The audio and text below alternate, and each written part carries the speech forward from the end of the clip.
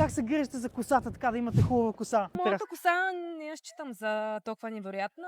Опитвам се да я поддържам доколкото мога, но още има какво се желае. А какво желаете повече? Да расте по-бързо и по-силна или да намалиме косопада? И двете, но първото по-скоро. Това нещо е синьото. Това, между другото, е с изцяло етерични масла, изцяло натурален продукт. Как смятате, трябва да избягваме химиите и вредните така? Сигурност, да. И точно за това нашите приятели от към аз се погрижили с изцяло натурална етерична формула, която да ни помогне. Синьото помага за намаляване на косопада, като стимулира и заздравява около фоликулите. Но вие казахте, че искате зеленото, което всъщност то помага за кръвообращението на скалпа и всъщност благодарение на това нещо се подобрява кръвообращението и косата може да расте още по-бързо, още по-здраво и още по-обемна. Чудесно. Това ли е повече за вас? Предполагам, да. Може да Добре. обяснява така за коса и за продукти за коса. Нямам какво повече да кажа аз. Кое да дадем като подарък сега?